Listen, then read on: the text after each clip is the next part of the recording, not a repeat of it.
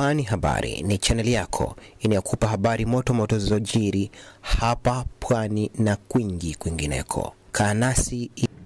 Mheshimiwa Spika, na mimi awali ya yote kwanza nichukue nafasi hii kumshukuru Allah kwa kunijalia uhai na uzima wa kuweza kusimama hapa leo, lakini pia nikushukuru wewe kwa kunipa ruhusa ya kuweza kuzungumza na kuchangia hotuba hii ya afisi ya makamu wa pili wa rais ambayo ni afisi muhimu sana.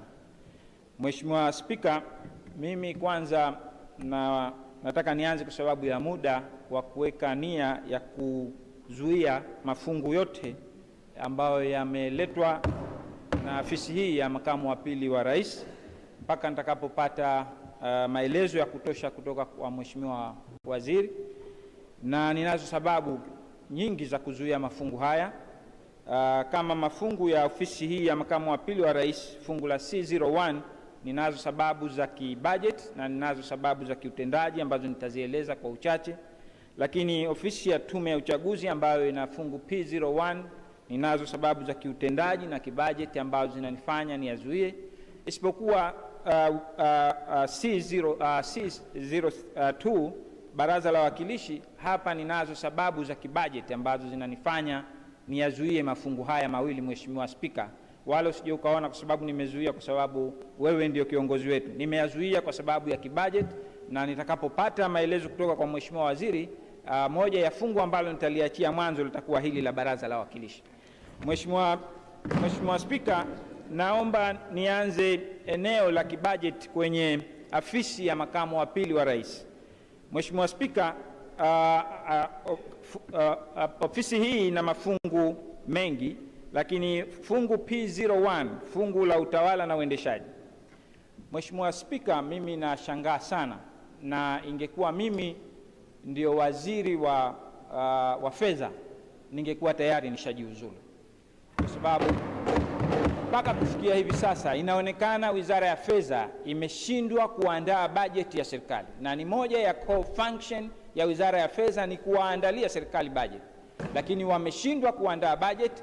Bajeti hii ina makosa mengi, makosa ya kinambari, lakini makosa ya yani ukiangalia matrix, ukiangalia bajeti wenyewe ni kwamba Wizara ya Fedha imeshindwa kutengeneza bajeti, na sababu zinazokuja ni laini sana kwamba ati ni sababu ya mfumo. Sisi hatuzikubali sababu hizi za kimfumo. Mfano, Mheshimiwa Spika, mimi nimekuwa nikijiuliza toka mwanzo tumekuwa tukiyasema mambo haya. Mfano P01, utawala na uendeshaji, ambalo liko chini ya ofisi ya makamu wa pili wa rais. Ukiangalia bajeti ambayo imewekwa, ukichukua na vitabu ambavyo tulipitisha hapa miaka ya nyuma, kwa sababu hii serikali sio kwamba inaanza leo, serikali hii ni muendelezo. Sasa labda serikali waje watuambie ni kwa nini projection ambazo ziliwekwa miaka ya nyuma zimeondolewa, leo tumekuja kuwekewa namba mpya. Mfano, nitolee mfano mdogo kwa sababu ya muda. Ukiangalia mafungu haya matatu katika P01 ambalo ni S0101, S0102 na S0103, utaona bajeti ya mwaka 2024-25 kwa bajeti hii kongwe ambayo iliwekwa, ilikuwa kumewekwa projection ya bilioni 8, lakini 2025-26 kuliwekwa bilioni 6.5, lakini 26-27 kuliwekwa bilioni 5.3, na 27-28 kuliwekwa bilioni 4.4. Mheshimiwa Spika, la kushangaza, bajeti hii mpya ambayo ilikuwa accommodate bajeti iliyopita, isipokuwa tukuwe na reporting mpya kama wanavyosema, kilichobadilika ni reporting tu, imekuja na bajeti mpya kabisa na projection mpya kabisa. Mwaka 2024-25 inaonyesha ni 5.6 billion, lakini mwaka 25-26 inaonyesha ni 43.2 billion, mwaka 26-27 ni 4.9 billion, na mwaka 27-28 inaonyesha ni 4.7 billion. Je, serikali ni mpya au bajeti ni mpya? Kwa hiyo Mheshimiwa Spika, wakija wizara Mheshimiwa Waziri akija kuhitimisha atuambie sababu iliyopelekea makosa haya. Mheshimiwa Spika, makosa haya nimeainisha katika maeneo yote ya mafungu ambayo yameletwa na wizara, na siwezi kuyasema kwa sababu nimebakisha dakika 5. Yapo maeneo yote ambayo nimeainisha, na kipindi cha kuhitimisha nitainuka kuyasema ikiwa utaniruhusu. Mheshimiwa Spika, naomba niendeleze kwenye hoja na haya maeneo haya niyaache, niende kwenye hoja ya viashiria. Tumekuwa tukiambiwa hapa kwamba tusiangalie zaidi viashiria, lakini kwa utaratibu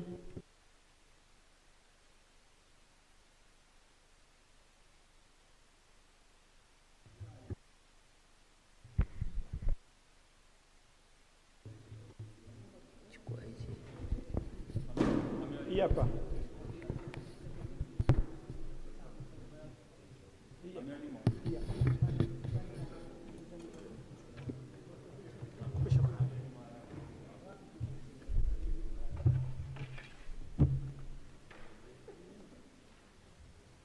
Mheshimiwa Spika, kuhusu utaratibu, Mheshimiwa anakusudia kuzuia mafungu na anasema atakuja kutoa sababu wakati huo.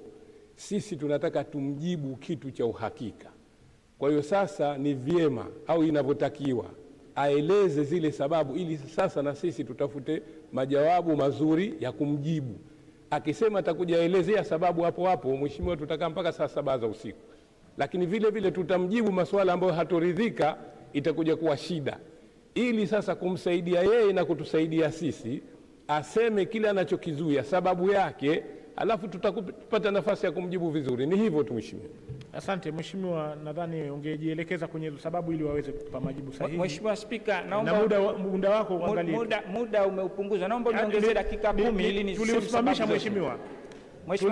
Tuliusimamisha Mheshimiwa muda wako. Kwa hiyo haukwenda yani. Asante. Hapo unapoanza ndipo asante, lakini kwa busara ya kiti chako, kwa sababu anataka sababu zote, naomba zile dakika 10 niongeze ziwe 20. Hapana Mheshimiwa, hapana. Sasa Mheshimiwa Spika, hatutoweza kuzungumza maeneo yote kwa dakika 5. Kwa hiyo nadhani mimi nijielekeze, lakini nilishasema kuna sababu za kibajeti na kuna sababu za kiutendaji ambazo zimepelekea nikayazuia mafungu haya. Sasa siwezi kuzieleza zote kwa sababu ya muda, naomba aniruhusu. Sasa Mheshimiwa Spika, nijielekeze kwenye viashiria. Tumekuwa tukiambiwa kwamba tusiangalie viashiria, lakini kwa sababu wananchi wetu hawafahamu viashiria ni nini, lakini sisi waheshimiwa wawakilishi tunafahamu viashiria ni nini. Na kulingana na tafiti za kitaalamu na viwango vya kimataifa, ukisoma ripoti za IMF, ukisoma ripoti za World Bank, ukisoma ripoti za OECD, zote zinaonyesha kwamba umuhimu wa kuangalia viashiria, hususan kwenye kutengeneza bajeti za nchi, lakini pia kwenye matumizi ya serikali ambazo wanafanya. Mheshimiwa Spika, la kusikitisha sana, mafungu yote ambayo yamekuja, na hii ni moja ya sababu ambayo tunaizuia bajeti hizi, mafungu haya, ni kwamba hakuna viashiria katika maeneo yote. Nataka nitolee mfano wa eneo ambalo tumeombwa tuidhinishe, mfano idara ya utawala na uendeshaji watu inapimwa kwa kiashiria kimoja, Mheshimiwa Spika.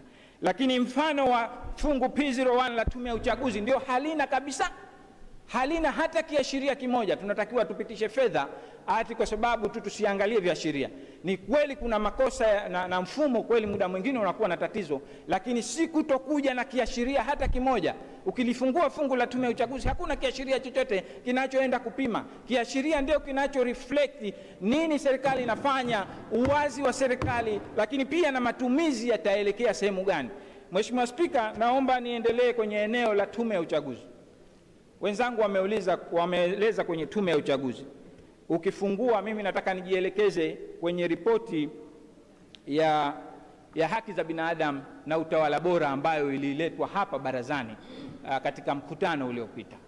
Ukifungua ripoti ile, Mheshimiwa Spika, ukifungua ripoti ile, ukiangalia kwenye ukurasa kuanzia ukurasa wa 50, utaona kuanzia ukurasa wa 92 mpaka 93, utaona ni namna gani Tume ya Haki za Binadamu waliiona Tume ya Uchaguzi ya Zanzibar. Mheshimiwa Spika, yamezungumzwa mambo mengi ya udhalilishaji na tume, haya siyazungumzi mimi, yamezungumzwa na Tume ya Haki za Binadamu na Utawala Bora. Sasa ikiwa Tume ya Haki za Binadamu na Utawala Bora imeona madhaifu ambayo yako katika Tume ya Uchaguzi, tena madhaifu makubwa ya watu kupiga kura, ya kuzuiwa mifumo kugoma, ya kunakili madole kwa wananchi na kukosa haki zao za kupiga kura, lakini ya udhalilishaji ambayo yamefanywa na vikosi vya serikali ya SMZ. Haya siyazungumzi mimi, naenda kafungue peji ya 92 mpaka 93 na 96 mpaka 95, utaona ni namna gani tume ya uchaguzi imezungumzwa. Sasa sisi unataka tuje tuipambe tume ya uchaguzi kwa haya ambayo yamezungumzwa na hata na watu wengine. Mheshimiwa Spika, sisi sote ni binadamu na siku moja tutakufa, na mara nyingi huwa na nakili maneno ya hayati rais ambaye alizungumza, Rais Ali Hassan Mwinyi, ambaye alizungumza kwamba jamani, naomba tuyarudie maneno haya kwamba haya ni maeneo tunapita tu, lazima wewe mwenyewe utengeneze ili uje uzungumzwe vizuri. Sasa ikiwa wewe mwenyewe hutaki kutengeneza ukaja ukazungumzwa vizuri, lazima utazungumzwa vibaya tu. Ukienda Maka, ukienda wapi, haitakusaidia. Madhali umewadhulumu watu, halitakusaidia hilo. Kwanza uwaombe radhi hawa watu. Mheshimiwa Spika, mimi naomba nimalizie. Nimebakia na sekunde 50. Mheshimiwa Spika, naomba nimalizie na eneo. Taarifa Mheshimiwa. Mheshimiwa Spika, muda wangu. Muda usimamishe. Taarifa. Asante Mheshimiwa Spika, nimesimama kwa kanuni ya 66 2B. Naomba nitoe taarifa kwamba Profesa mnadhimu wao hapa alisema tuache kuongelea kuhusiana na mambo ya tume ya uchaguzi, isipokuwa tu focus kwenye hii budget. Asante. Mheshimiwa Spika, Sijaifahamu hiyo taarifa. Yes. Taarifa ni kwamba sijasema. Okay. Mheshimiwa, naomba endelee. Unapokea taarifa? Mheshimiwa Spika, naipokea taarifa ya msemaji wa mwisho, kwa hiyo naomba niendelee. Kwa hiyo Mheshimiwa Spika, naomba nimalizie eneo la programu ndogo ya kuwaenzi viongozi wakuu. Kwa kweli ipo haja sana tayari ya kuwaenzi viongozi hawa kwa sababu wameleta mchango mkubwa.